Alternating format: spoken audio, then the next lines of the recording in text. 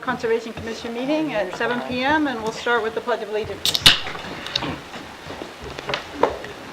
I pledge allegiance to the flag of the United States of America, and to the republic for which it stands, one nation, under God, indivisible, with liberty and justice for all. All right, Sue, roll call, please. Yes. Glasses on. Ellen Snyder. Here. Melissa's not here? Not here. Okay. Emma's here. Emma Fortin. Jeff Goldnoff, not present. No, Jeff can't make it. Tom Jones. He can't make it. Okay.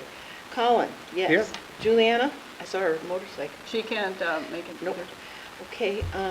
Zach Angelini. He's supposed to be here, I think, but. Chris. Bell. Here. Blackstone. David Bell. Yeah. Jessica Kahn. And Brian Ward. Here. Great. So I will appoint both Colin and Jess. You'll both be voting members tonight. Thank you. Public comment. There's no public out there in the dark. Okay, and minutes we're going to hold off until next time. Financial summary. So the current balance in the Conservation Commission fund is $134,466.28. The Richard Shanda Fund has $4,621.11. So the total is $139,087.39. We got some interest as usual. We did do a down payment to Martin Forestry for the Wigan Farm Boardwalk. Unfortunately, it got too cold, so they can't do the work. Unless we have a warm-up, they could still do it, but it might be not until March on that. What are they looking for temperature-wise? It has to thaw during the day, so, you know, overnight warm, and then has to warm up during the day. Yeah. They can't get the helical piers in the frozen grounds. Yeah. Unfortunately, it took a while to get the permit, and then they were booked up Yeah. for some other projects. Let's see, so that's, Did you say March or April? it'll probably be in March, because we have to do it, I think, before April 15th. We have a turtle window where we're not supposed to be out there doing stuff when turtles are moving around. So I think it's, yeah, I assume it'll warm up by March. They'll be able to do it. Let's see, what else do we have?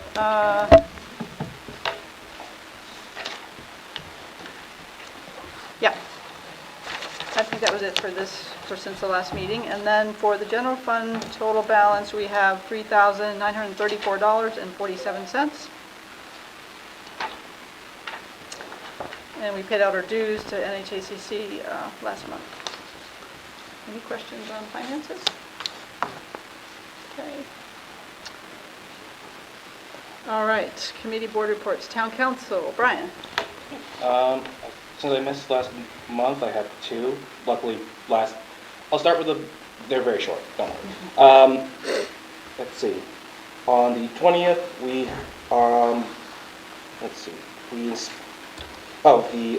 Ashwamp Road Bridge we have for $300,000 was approved, and so that's going to start in spring. We're going to rehab the road on Ash Swamp.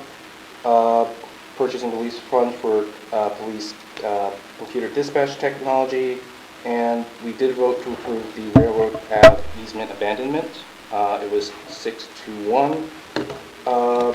We spoke with Bart, and basically it is protected by, and we will still have protection over that. They can't just, do whatever and nothing will happen. We have our legal protections for that. So, okay.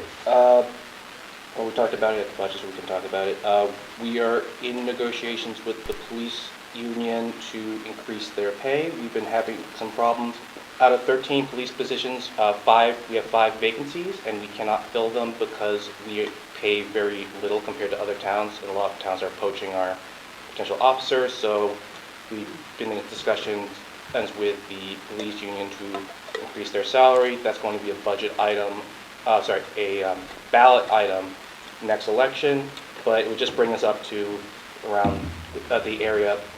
It's not that they're being poached, they're being poached by like Dover or all the towns around us.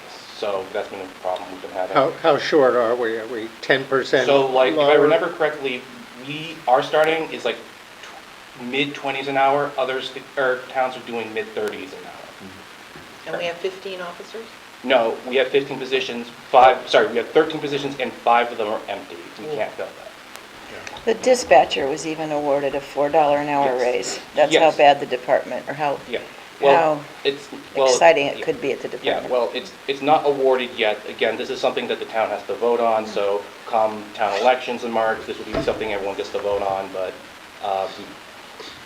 we need police officers, and from what we understand, it's not an issue of culture, it is just an issue of you can get a better salary somewhere else, and that's what people are going to do. So we're just trying to bring ourselves up to the Seacoast average, but again, that's something for the voters to decide. Are we required to have so many hours of police work per month?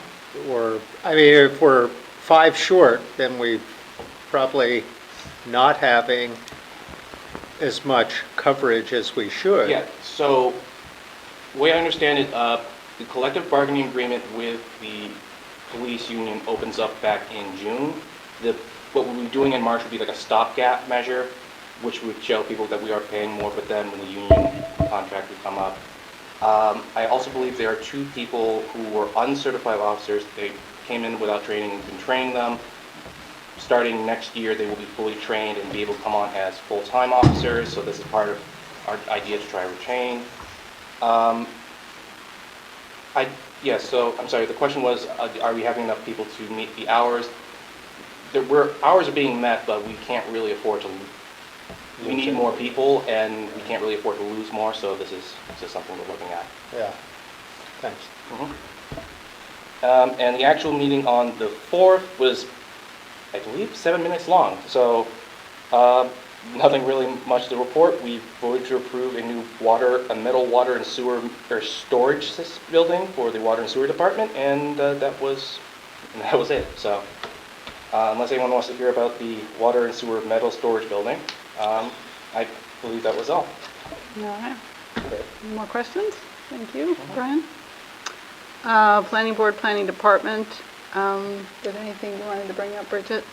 Yeah, they met on Tuesday, and there were 2 plans that were approved. One was for a landscaping business at 63 Elm Street, and they have a pretty large wetland on the property, but no work's going to be done in that or in the buffer, and they confirmed that, or one of the conditions was that any improvements will also include erosion control measures. And then the other one was for 3 residential units at 60 Exeter Road, on the 2nd floor of the medical practice building. So there's 2 2-bedroom and 1 1-bedroom, so, and that was pretty straightforward. Yeah, and then they just talked more about the rezoning efforts a little bit and came up with a game plan kind of to start more in January about, yeah, moving that forward more. But yeah, that's pretty much it. I do know Bart and Jeff are talking about the wetland overlay district. You know, Jeff brought up the idea of looking at the buffers in the existing overlay, so the 2 of them are, I think, researching that a bit. Yeah. Anything else? Maybe we can move on to the master plan, since that's kind of in that realm as well. Stratford Regional Planning Commission is working on the Land and Water Conservation Chapter, which is an outgrowth of our open space plan that we put together this year. And it sounds like they're going to come, Kyle's going to come at the January meeting to go over, in each chapter there's these themes. It's the same themes in every chapter, and so I think we want probably to extract maybe some ideas from us about Yeah. digging into those things. Yeah, and I think Bart thought it was a good, like, addition to the prime wetlands discussion. So it kind of, yeah, feed off each other. Okay. So I thought it was a good time. Okay.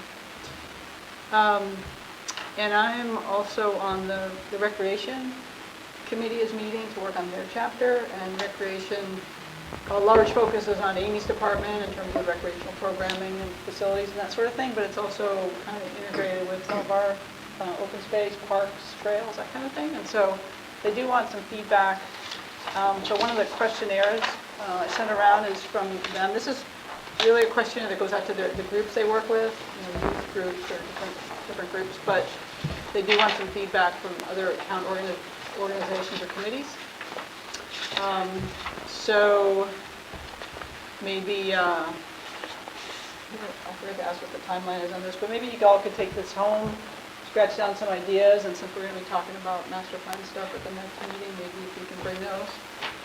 Or send them to me ahead of time, I'll get in touch with you. I can send this out electronically too, so that That'd be maybe great we if can you could. compile everything before the next meeting, so that would be helpful.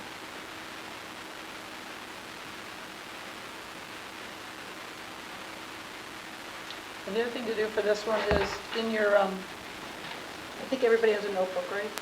Yeah, so remember in your notebook, there are spreadsheets of all the town conservation areas, which includes some of our small parks, which is something you might want to think about in terms of some of the stuff related to recreation.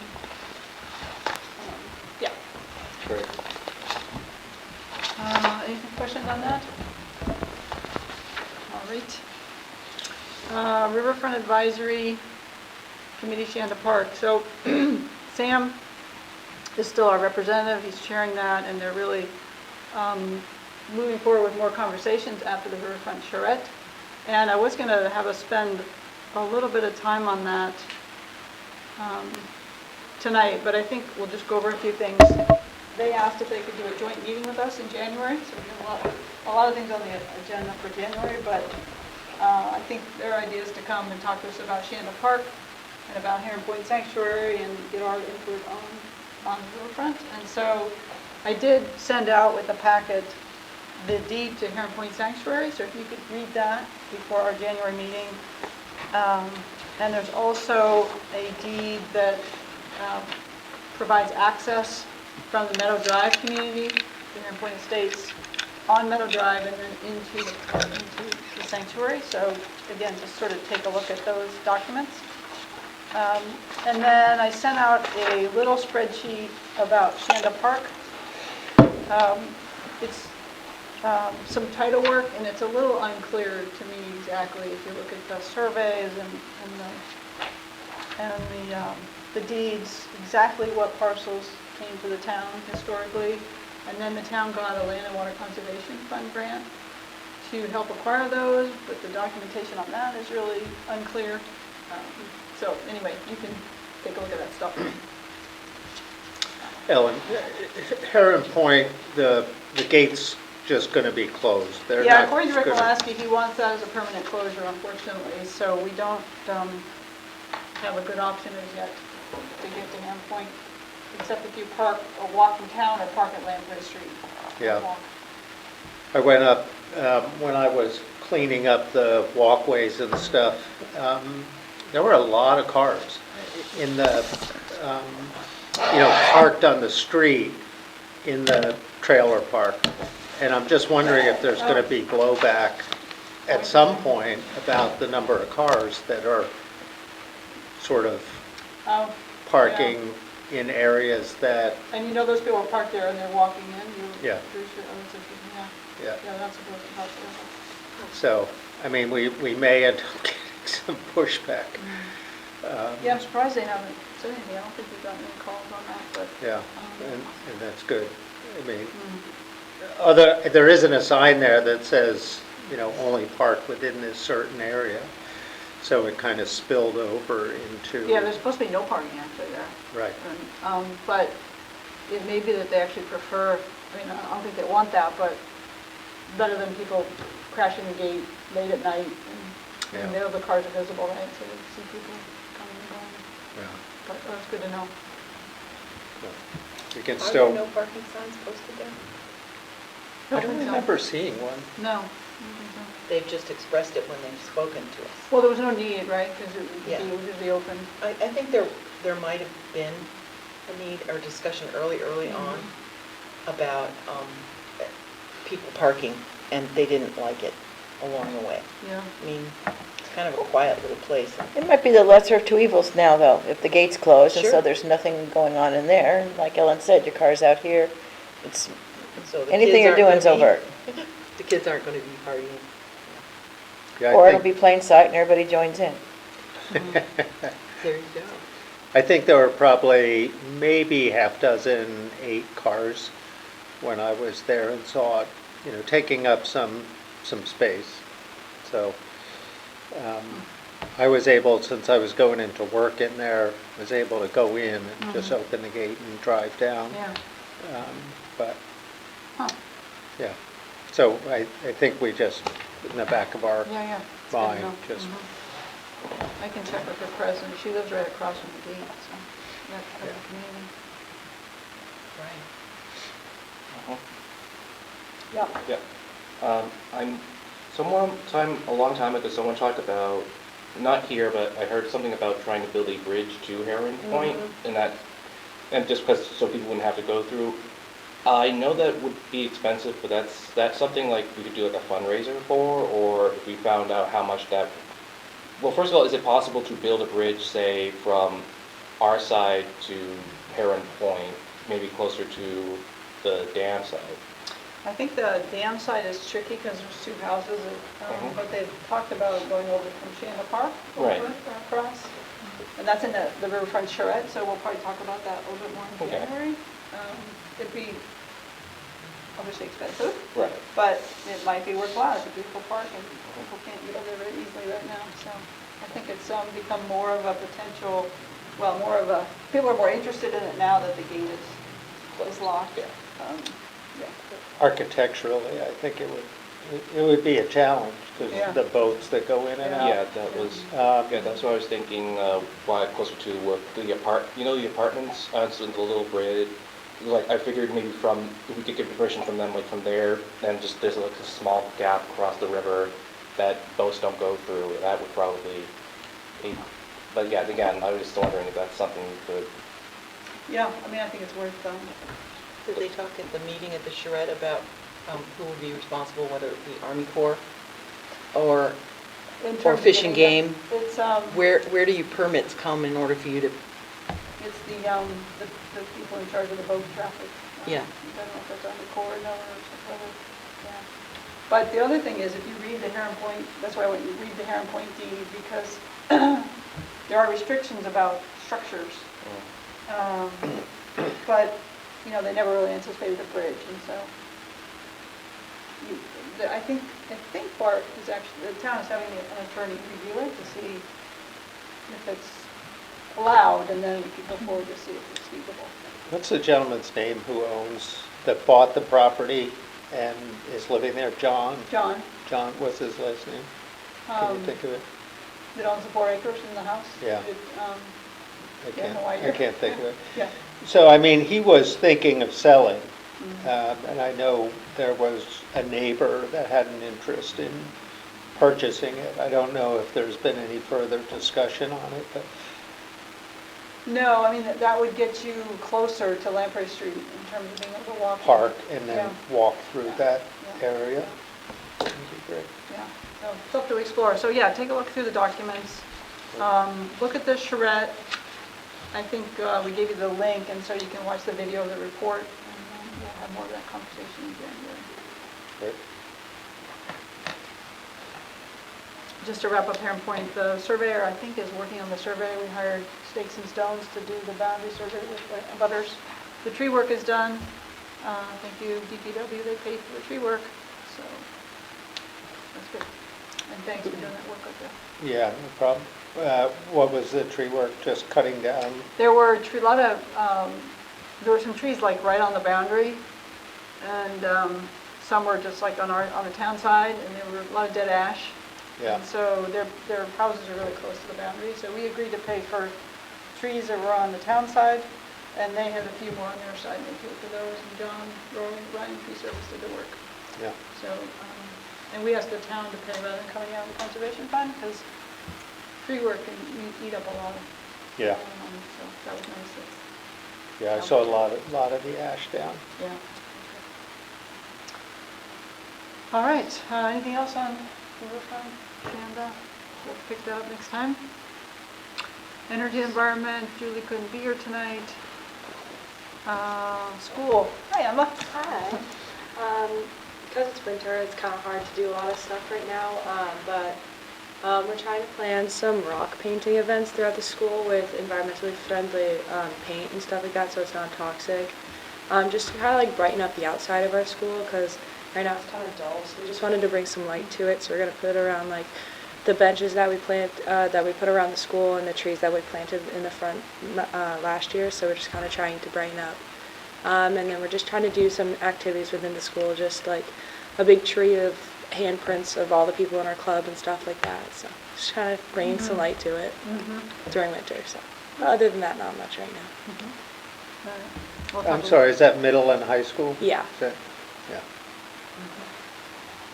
All right, so we'll talk a little more about Turtle Fest and some ideas around that a little bit later tonight. Any other questions for Emma? I guess quickly, I'd just like to guess of how many students are involved.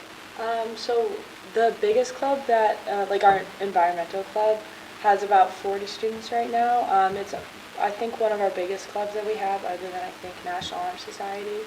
But yeah, it's a pretty big club. A lot Yeah. of people are just really willing to volunteer and really care. So it's really nice to have for all those. Yeah, it's nice to have a number like that. I mean, even if there's five Yeah. people really dedicated and giving time can be more meaningful Yeah. than if you told me, oh, it's all but 2 kids.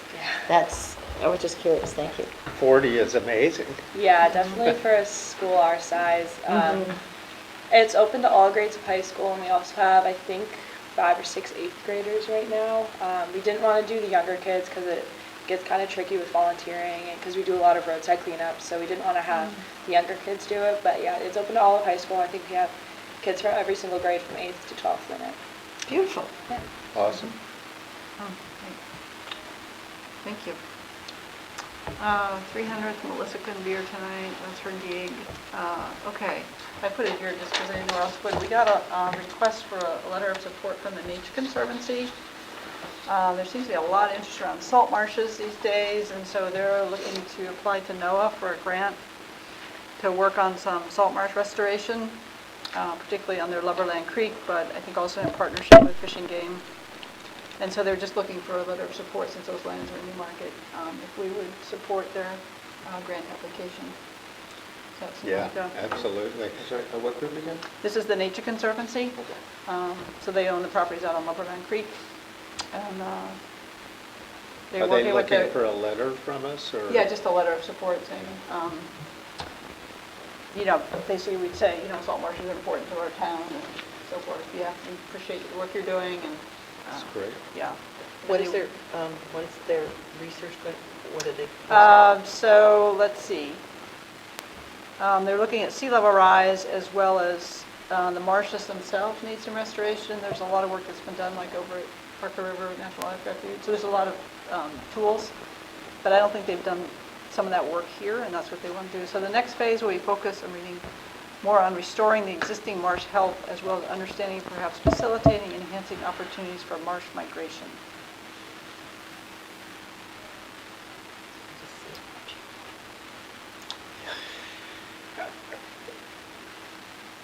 All right, so I will do that. Everybody's, we can take a vote or just do it. Consensus is okay to do it? Yeah, All right, perfect. great. All right.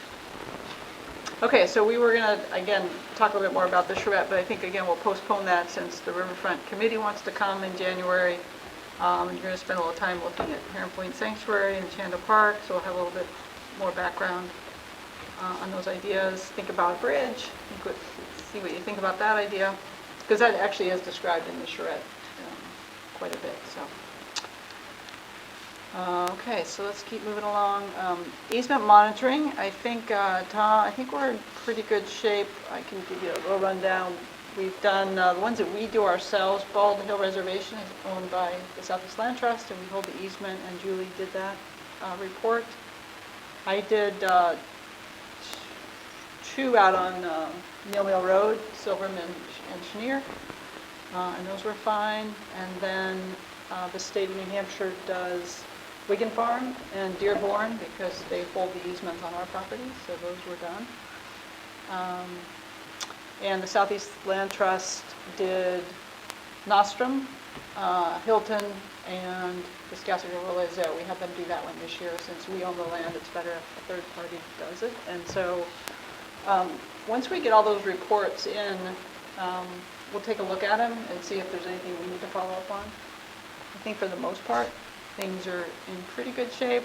I think we talked about the Nostrum Farm was sold, so new owners are coming in, and we're going to put together what's called a current conditions, which is an update of a baseline documentation since there's new owners after 15 or more years. And this will kind of, take some more photos of the existing conditions, so the new folks, we kind of all agree, like, okay, this is how things are right now. So I'm actually working on that, work on that over the winter time.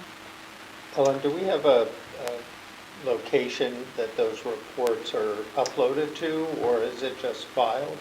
So we have hard copy files, and we have a digital records as well that the chair usually maintains, but we're going to be working with Bridget to move all the files to a town server. Okay. And that Bridget can help us maintain the digital files. Good. And that way people could, it's hard to know if we'll just provide everybody access to that, or if you want to look at something, you can request it, and then Get access. Bridget can access it for us. Great. And file it for us. Yeah, I think it's worth,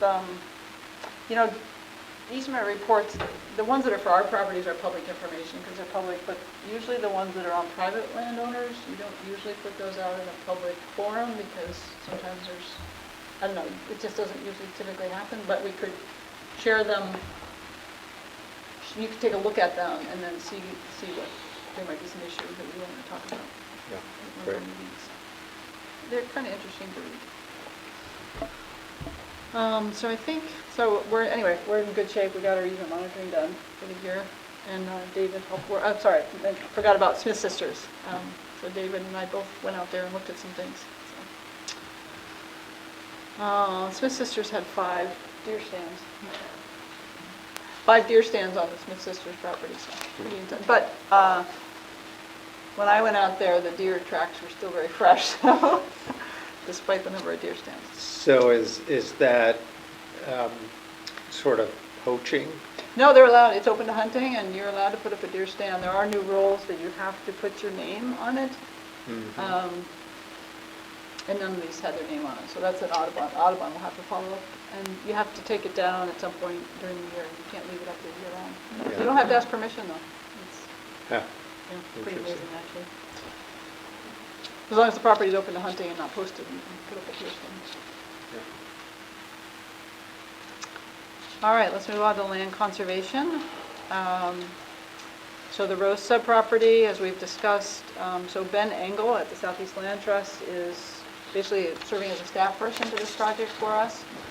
So he'll help negotiate, he's working up a RFP to do an appraisal. So that's the next step, is to get a value for both the fee acquisition in the Durham portion and a conservation easement on the Newmarket portion, and that's what the appraiser will figure out the value. And then once we have the value, we can start to figure out and talk to the Rosas and see if what they want and how we would go about finding the funding to do the project. What funding is coming up that There's nothing right. Most of them are not until summer or fall, like L-chip, moose plates, Lamprey River Advisory can be about any time. So yeah. there's nothing that's we're pressing to get. We don't really have a time crunch. Yeah. So that's good. Great. Yeah, and CELT will help us with grant applications too, so we can help do a lot of things, which is great. The Mitchell project is moving along, and so, let's see, so we approved $100,000, mostly from the open space bond. The South Sea Land Trust did get a grant from the Drinking Water and Groundwater Trust Fund, which is a state grant for $300,000, which is what they asked for. And they got $250,000 from L-chip. Dwayne had asked for $300,000, but he feels like the $250,000 will be okay. He thinks the budget's still going to be fine. And the Lamprey Advisory Committee has committed $100,000. And he's got some other requests into some other grant sources. So the next step is he's having the property surveyed. And then I think he has to go back out and do another appraisal. When you get federal money, and if there's fishing game with federal money, it has to be a certain type of appraisal. It has to be within a certain time frame, so he has to go back and do that. So he thinks summer, late summer is when it'll probably be finished up. So that money will sit, I think it's staying in the open space, in the they're either keeping it where it is or they're going to move it to the conservation fund. I'm not exactly sure. But it's earmarked for this project, so that might be something you want to check on with Bill and Carol just to see what they Yeah. decided, because I think they were, I don't know, wasn't sure what they wanted to do with the money, to make sure it was secure. But I think it's all set. Any questions on those two projects? Okay, other projects, prime wetlands mapping. Mark West is wrapping up the maps. He said he would have the actual digital maps before Christmas for us to look at. And he's also coming in January, we're gonna have to reserve a lot of time for January, to show us the maps. Because we have to, there's some steps we have to follow in terms of the planning board, we have to go to the planning board, and then a whole bunch of things we're supposed to do, so. So that'd be good to see those. We've already talked about Heron Point Sanctuary. We talked about the Wigan Farm Boardwalk, which again, we're delayed, unless we have a warm-up probably till March. Ash Swamp, unfortunately, if you remember, Fish and Game applied to something called American the Beautiful, which was a National Fish and Wildlife Foundation grant for I think it was 4 towns in New Hampshire, and our project was one, and it did not get funded, sadly. But Lindsay Butler, who's our lead in Newmarket, has some other potential funding sources, so she's pursuing those. So we haven't given up on that project because it's a great project, and I'm sure at some point funding will come through. But it's just too bad that one didn't get funded. Taking action for wildlife, I sent around via email that Extension is having a series of webinars that look really interesting. I think everybody would be interested. They haven't posted the actual signups yet, so when they do, we'll send that around. And if you participate, they also have a technical assistance program. They can help us with a project. And I thought about, we want to do the Fallett's Brook. We want to look at Fallett's Brook area in terms of having, look at the ecological significance and see if there's a way to have a trail network through there to connect us to Durham. And we also want to talk to the community because there's a lot of neighborhoods in there, and maybe have a planner, it could be one of the Scrapper Regional Planning planners to help us with that kind of outreach and discussion. But the role of these folks taking action for wildlife would be to look at, can you do a trail and also protect wildlife? I think that's the connection with this group. I think it would be really beneficial. So we may think of other things, but that's one potential idea to partner. And again, it's a no-cost thing you can do something like this. Ellen? Yeah. If you like, I can get in touch with Barbara Richter, she's the executive director of that, of NHACC, and ask her, okay, there's 4 webinars. Is it enough to say, how are points accrued on a grant rubric? Is it enough to say, this date, oh, there was Ellen, this date there was McGillicuddy, this date was Reebok?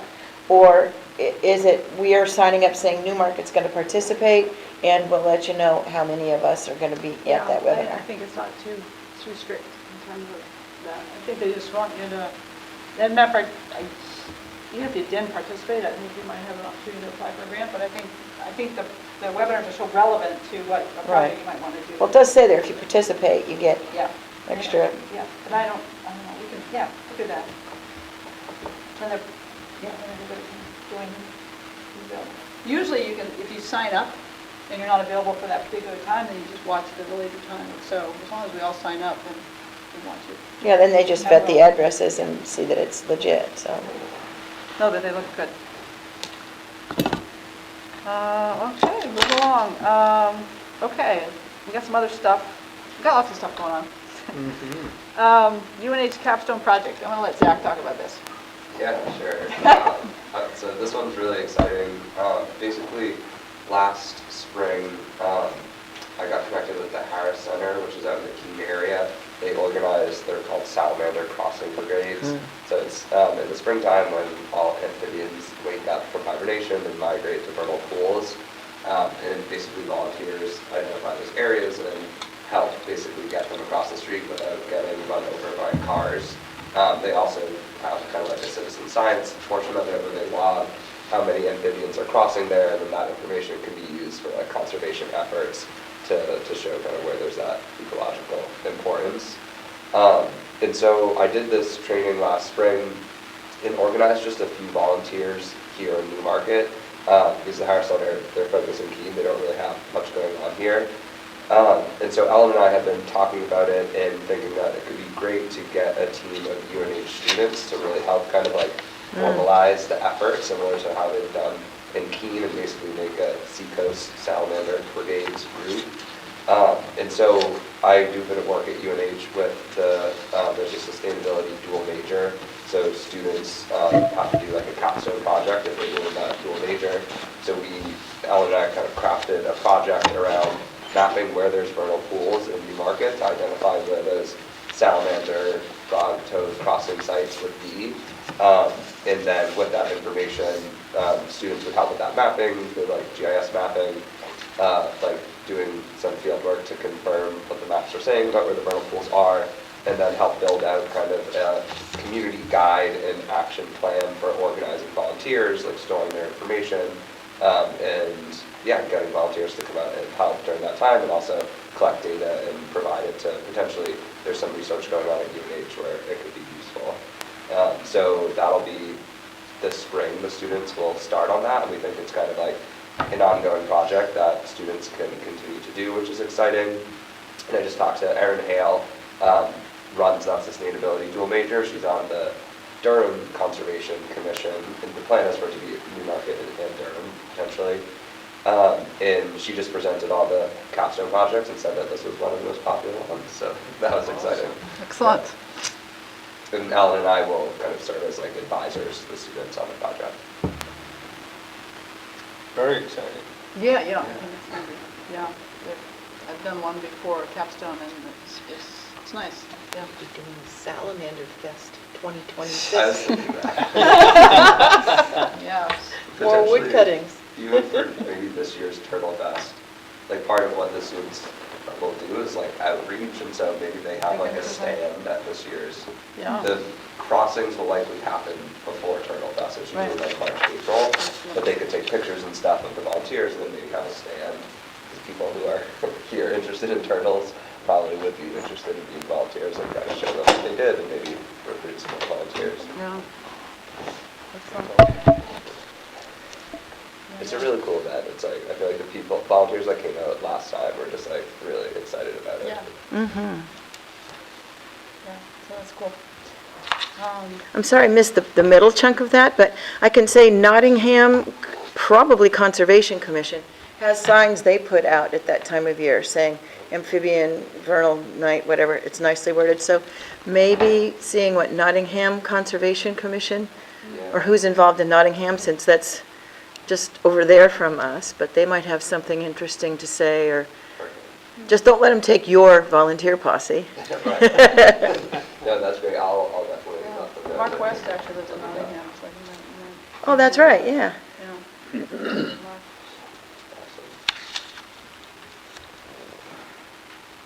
Yeah, I think learning, using GIS to learn how to map vernal pools is really going to be really informative for us. And then we're, sorry, I was writing some down. Did you mention we might going to apply for a PREPA grant to possibly, we applied to PREPA for the prime wetlands to Yeah. hire Mark. And so this whole effort could feed into another PREPA grant to maybe hire Mark again or wetland scientists to, to further map the vernal pools. Nice. And then the students, because PREPA really likes it when there's community engagement, and so we're actually sort of backing in the community engagement into the project itself, which is pretty cool. That is really cool. Lots of opportunities there.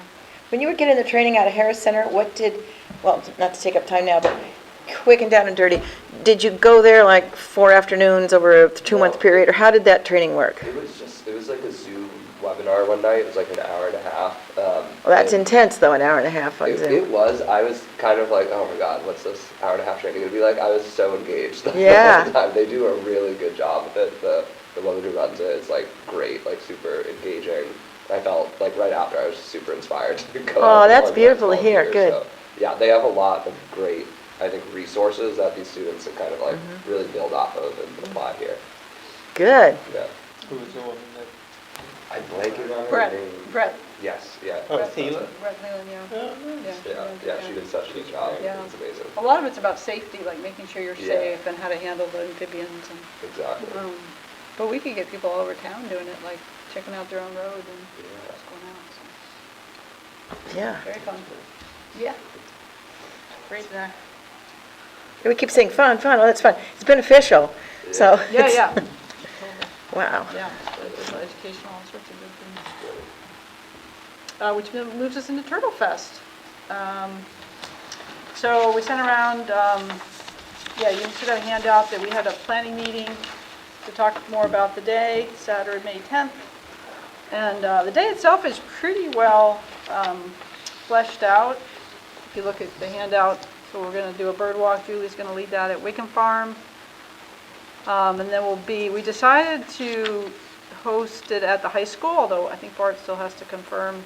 I don't know if Bart has confirmed that, who he has, to confirm that space, because it's a bigger space. If you went to one of the master plan meetings, you go in the main door, there's a nice lobby, and then the room behind is a cafeteria, right? Yeah.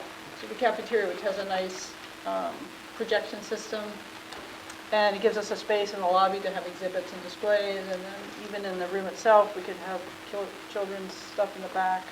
The library was going to help with that, so it just seemed like a better space, and a lot of parking. A lot right? of parking. A lot of parking, Yeah, so that's absolutely. beautiful. And so we have Josh from Fish and Game, and we have the Turtle Rescue people, and then maybe a break for exhibits. This is all sort of draft, but just to give ideas. And then Lindsay and somebody from the Nature Conservancy would talk about the two road crossing projects. So Lumberland Creek, of course, is done, and then the Ash Swamp project is hopefully will be funded. And she's already working with the engineering firm for the initial planning of that in terms of the engineering design of the Ash Swamp crossing. So there'll be something to talk about. So that will be here's turtles are really cool, they're really important. And here's how you can help in terms of the turtles themselves, and then here's projects we're actually doing that really help turtles in our community. So I think that's a nice transition. We just listed a bunch of potential groups that might want to have exhibits or displays. If anybody's got more ideas, I think the more the merrier on that front. We're looking at getting refreshments, who might be willing to donate such things, and then the field trip in the afternoon to the rail trail with basically the folks that are giving the talks in the morning. And then the budget, we have the t-shirt that John Herman is working on, and so you have a draft that John has put together for the t-shirt design. And he's going to add the year, he's going to add... Yeah, I was just verifying with, he Yeah. told me previously Yeah, why he don't would you talk add about the it? year, Yeah. because we talked about that. In fairness to him, he said, well, if you don't have the year, it's evergreen, you can use it all the time. But in fairness to us hoping that Turtle Fest lives and grows, we thought, well, maybe we want a different design in another year. So anyway, this will become a heirloom most valuable collection in your t-shirt collection, because it'll say 20 or 25 on it. And I also he just verified that we can use the design for things if we come up. Right now, we talk t-shirts, but we haven't really nestled down onto, do we want, I don't know, canvas tote bags or who knows what else. But anyway, that was a yes as well. His fee remains the same, $300 and pieces of the things that get printed Yeah. for him, significant other, and 2 children. So this was just the initial draft That's his initial of what draft. He's going to thinking, add yeah. the year, and then, I'm not sure, I didn't look and see what did Ellen print. Okay, the turtles are empty because he's going to look and see what does a blanding really look like, what does I forget what the other two are. Oh, probably a snapping, and what does the other one look like. So he'll do little wood carving, I shouldn't say little, he'll do accurate wood carving renditions Yeah. of 3 types of It is- turtles. Looks great, Isn't yeah, that fun? Awesome. It's awesome. yeah. And talk about the printing, are you going to do that locally, or what's They- your thought about the printing? I thought the group dynamic was keep it as local as we could. I do have a price from another place in Portsmouth, but right here at Lamprey River, they knew his work right away and said, oh, it reprints very nicely because it's a wood carving, lino carving or a wood carving. And so the price is Didn't I put them in the last month? You might have, Yes. yeah, I just, yeah. So anyway, right now, I think we're settled on Lamprey River, right here, across from the bowling, across from Rumors, Yep. to be local. And I touched a few different T-shirts, and there is a organic cotton that's pretty thick, so it wouldn't, I don't want to say something bad about other T-shirts. It's an organic cotton T-shirt that should fit what we're kind of looking for. The same as Emma referred to non-toxic paints and whatnot for painting rocks and the runoff of the rocks. This is organic cotton anyway, with a nice texture to it. Should Great. launder and wear well. Can you bring a sample T-shirt? Will they give you one? I don't see why not. I'll just ask him for January. Yeah. Yeah, so just, people can- I'll go to Lamprey River and You know, say, can I all take T-shirts this? are They have them hanging up all in racks. I'll say, the price quote you gave me, can I take this? And I'll bring it back the next day. I'll ask, why not? Yeah, I think it's always nice to kind of see. Great. They're happy to be part of something in Newmarket as well, Yeah. so. Yeah, that's beautiful. Thank you, John. Okay, and so we're going to pay Turtle Rescue for their programming, and we'll have some other costs. I'm not sure yet what those will be. So one of the thoughts is to, put together a little fundraising note once we're ready with our logo and all that kind of stuff. And maybe ask some of the local businesses if they'd be willing to contribute. And these are just some potentials. This is not, we haven't asked them yet, so. But if you think of other ones, these are ones that, we've either done work with or have a connection to nature, environment. So, if you have some other ideas. And then there's been discussion about having an evening event at the Mill Space, kind of a celebratory event. The Mill Space is not available Saturday, but it is available Friday night. So Bart is kind of pursuing this. And I think the library's interested in doing an event at the Mill Space. So obviously it'd be somehow related to Turtle Fest in sort of a ways to get people excited and maybe a slightly different audience. But we also had a conversation, is that like too much? We've got this whole day planned for Saturday. So the thought is that Bart and if there's other people that want to focus on that evening event and they want to research it some more and see, what would that entail? Would it be, there's talk of, having a local comedian or a talent show or, something fun and just to get people excited. So that's sort of still in conversation. I don't know if people have thoughts about that, but just more things to do. So Bart is looking at resorting the high school and maybe the outdoor billboard. He's checking on the whole Mill Space event kind of idea. He's checking on whether we could get a food truck at the high school for that, the day we're having the morning programming. And he's going to talk to Crack Skulls to see if they would donate coffee. Lindsay, there's a DOT video that they made, I think about the culvert, I think it was specific about the Ashwaubenon culvert, or about how DOT could be looking statewide at this sort of thing, and so she thought it might be a little piece of that she might want to show. So she's looking at that. Lauren and Heather at the library are working on children's activities for the day at the high school. And they're also doing a whole lot of stuff the whole week about turtles at the library. Cool. So they're really engaged. Mhm. Yeah. Chris is doing the T-shirts, getting all that put together. That's great.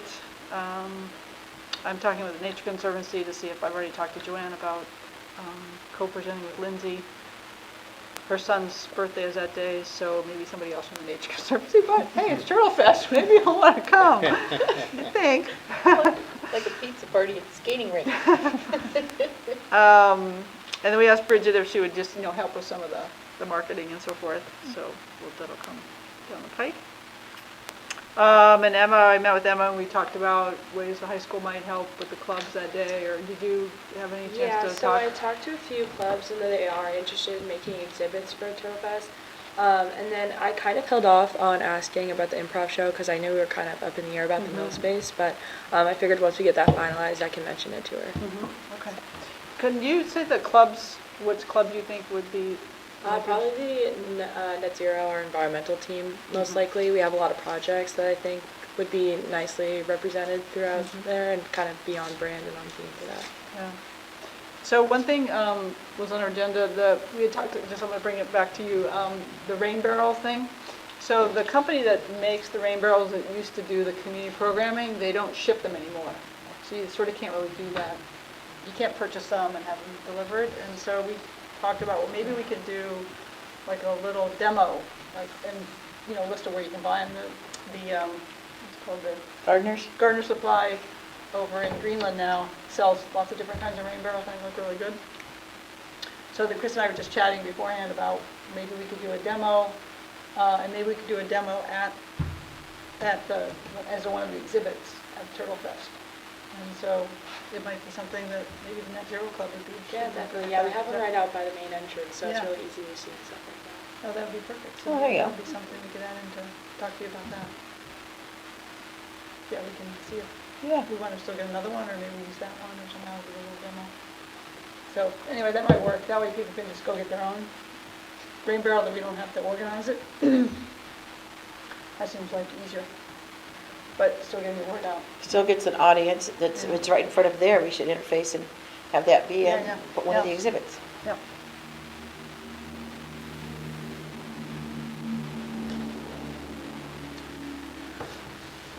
Let's see, what else? And I Book think, club? yeah. Book club? Oh, yeah, go ahead, book club.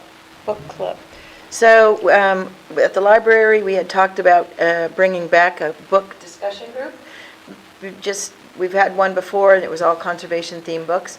So brainstorming with Lauren, Ellen and I found book titles that were interesting for this cause, as well as Lauren saying, like, yeah, I can get this many, I can get this many, I can get this many. So the books we have decided, I brought copies of them with me here. It's a 3-month series for January, February, and March. It ends with, or culminates with Of Time and Turtles from Cy Montgomery. The first one is Bicycling with Butterflies, and the middle one is Birding to Change the World. So I took on the task of being the Zoom monitor person to facilitate the convention, facilitate the conversations. And I've asked Lauren just now in an email, can we do it on Zoom or is it in person? Benefit of Zoom is other people might want to come, might want to not come out that night, or by talking about it through Barbara Richter and the New Hampshire Association of Conservation Commissions, we might get other Conservation Commission people interested in joining by Zoom. So I don't know if it can be by Zoom yet, or certainly know the dates for in-person. And a flyer, Lauren created a flyer about it, so we'll start talking about it shortly after the new year. Well, soon, because the first one's in January. So the first flyers are at the library now, and they'll go out. I think you can sign up, I think it's in the e-news. You can sign up, it's in the e-news already, yeah. So we're hoping to have, I don't know, as many people as are interested, but if one of these books strikes your fancy, we hope you join for that month. It's another way for us to get together and have the camaraderie that we have here. Great. And anything else for Turtle Fest anymore? I know people, I think earlier people had signed up to help out that day, so hopefully everybody's, again, you'll help with this, and then you'll be with your mother the next day, so it's a whole weekend, pretty well set. Yeah, anything else on Turtle Fest? No, it's conservation oriented. In the meeting with the library, with Lauren yeah, and Heather, nice. They're quite sparky about and happy about this partnership really evolving with Conservation Commission. There's an area in the library that they're going to dedicate to us to have exhibits. It'll be up to us to figure out how often are they going to rotate, what kind of things do we want to promo in there. And the genesis of that was talking about our bookmarks. And Ellen saying, like, okay, we'd like to have a display of these bookmarks, maybe with some handouts or something else that go with the themes of each of the bookmarks, which are things like, bubbles, not balloons, light pollution, migrating birds, helping migrating birds, whatnot. So there's 4 themes, 4 bookmarks, and we'll be putting those out pretty darn soon, actually. We can do that as soon as we really have the display ready for those bookmarks. But more data to come about the permanent display space and what do we want to do and who might like to help. between looking at the Historical Society photos or things that we know through Sue that are available that could be interesting. What would the display look like, and how often would we change it, and exactly what are the logistics of that?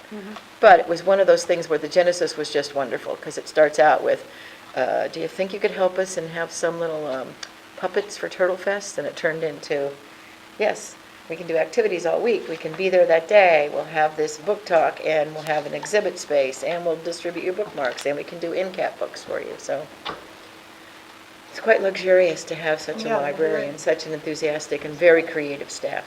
Yeah, awesome. All right, that's all I have. Anybody have anything else to bring up? So just again, reminder, we meet January 9th, I think. So it's going to be a big theme about master plan stuff.